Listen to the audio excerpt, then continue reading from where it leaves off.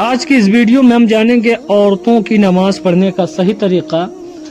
औरतों की नमाज किस तरीके से पढ़ी जाती है, मर्द औरत की नमाज में क्या फ़र्क है, इंशाअल्लाह तबारक व तआला इसके बारे में जानेंगे।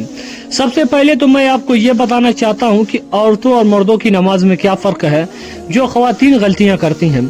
सबसे पहले तो एक बात ये जान लीजिए, जो मर्द हजरात नियत करते हैं वो अपना हाथ कानों की लौ तक ले जाते हैं, और ख़वातीन का क्या हुक्म है, वो अपने कंधे तक ले जाएंगे। इसी तरीके से अब मर्द हजरात जो रुकू करते हैं उनकी पीठ एकदम सीधी होनी चाहिए। इसी तरीके से मर्द हजरात के लिए यह है कि जब वो सजदा करेंगे तो उनका जो हाथ होता है ऊपर तक उठा रहेगा, यानी केहनियां जमीन से नहीं लगी रहेंगी। इसी तरीके से जब औरत सजदा करेगी तो उसका हाथ केहनी जमीन से लगा होना चाहिए, यानी रान भी जमीन से लगी हुई हो। तो हजरात गिरामी, अब मैं यहाँ से आपको बताता हूँ नमाज का प्रैक्टिकल तरीका। आपको वीडियो अच्छी लगे तो चैनल को सब्सक्राइब करें या ना करें, ये आपकी मर्जी है, मगर अगर नमाज का तरीका आप सीख लेंगी तो बेहतर रहेगा। सबसे पहले तो नमाज के बुनियादी मसाइल आपको बताता हूँ, उसके बाद बताने में थोड़ा अच्छा लगेगा। तकबीर तहरीमा किसको कहते हैं, पहले इसको जान लीजिए। जब नमाज पढ़ने का इरादा करें तो पहले अपना बदन हद से अकबर और हद से असगर और ज़ाहिरी नापाकी से पाक कर ले, और पाक कपड़े पहनकर पाक जगह पर खड़ा होकर किबला की तरफ यानी काबा की तरफ रुक करके खड़ी हो जाएं, और साफ सुथरी जगह पर जाएं, नमाज बिछा ले। जो नमाज भी आप पढ़ना चाहती हैं या पढ़ना चाहती हो उसकी नियत करें, दोनों हाथ कंधों तक ऊपर उठाएं। यही बात मैं आपको बता रहा था। मर्द हजरात जब नियत करेंगे तो अपना हाथ कानों तक ले जाएंगे, और औरत जब नियत करेगी तो वो कंधे तक सिर्फ ले जाएगी, मगर हाथ दुपट्टे के आंचल से बाहर ना निकालें।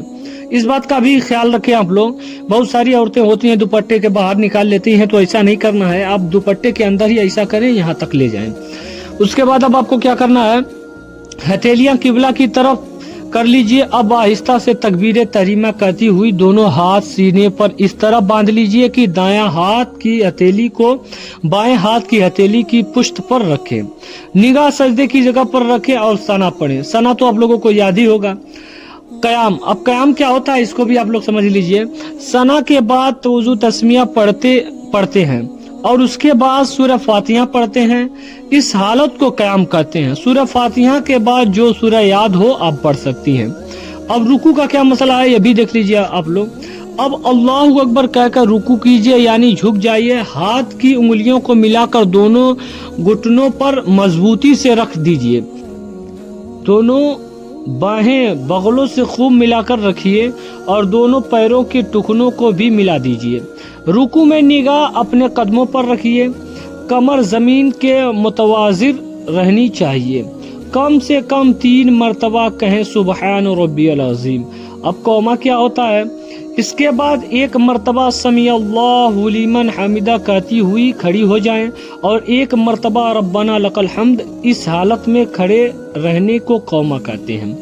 अब सजदे का क्या मसला है ये भी समाप्त कर लीजिए आप लोग। अब उसके बाद फिर अल्लाहु अकबर कहती हुई सजदे में चली जाएं, और कम से कम 3 मरतबा सुबहान रब्बियल आला पढ़ें।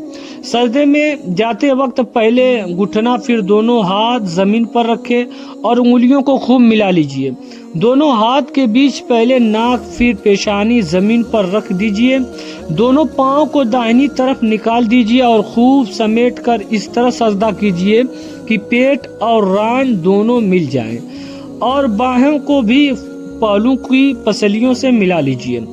सजदे में निगाह अपनी नाक पर रखिए। जलसा क्या होता है इसको भी जान लीजिए आप लोग। फिर अल्लाहु अकबर कहती कर बैठ जाइए और दोनों पाँव को दाहिनी तरफ बाहर निकाल दीजिए। दोनों हाथ रानों पर रख लीजिए और उंगलियों को खूब मिला लीजिए। 2 सजदों के दरमियान बैठने को जलसा कहते हैं। अब फिर अल्लाहु अकबर कहती हुई इस तरह दूसरा सजदा कीजिए। कम से कम 3 मरतबा सुबहान रब्बियल आला कहें, और फिर अल्लाहु अकबर कहती हुई सीधी खड़ी हो जाए। उठते वक्त जमीन पर हाथ टेक कर ना उठें। ये 1 रकात नमाज पूरी हुई। इसी तरह दूसरी रकात भी पढ़ें, मगर सना और अऊज़ु बिल्लाह मत पढ़ें, बल्कि बिस्मिल्लाह कहकर पूरी सूरह फातिहा और कोई दूसरी सूरह या कुरान पाक की कुछ आयतें पढ़ें। बाकी सब कुछ पहली रकात की तरह करें।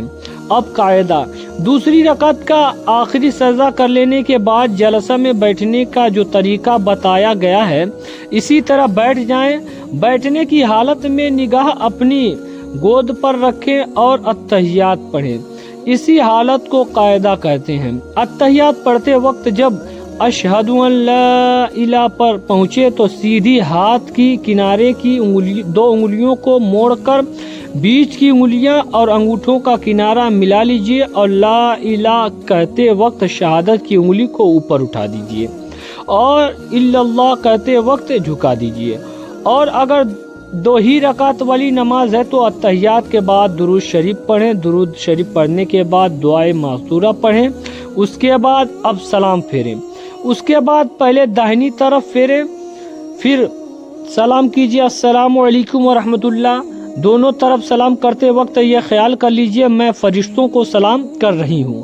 اب ہاتھ اٹھا کر جو آپ کا جی چاہے اللہ سے دعا مانگے اور دونوں ہاتھ کو منہ پر پھیر لیجئے۔ یہ 2 رکعت والی نماز کی ترتیب تھی۔ اگر 3 یا 4 رکعت والی نماز تو دوسری رکعت میں درود شریف نہ پڑھیں، اتحیات پڑھ کر فوراً کھڑی ہو جائیں اور باقی 2 رکعت بھی اسی طرح سے پوری کر لیجئے۔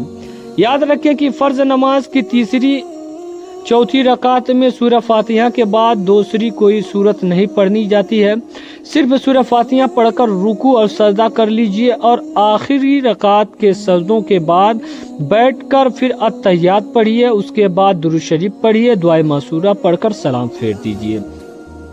اب کچھ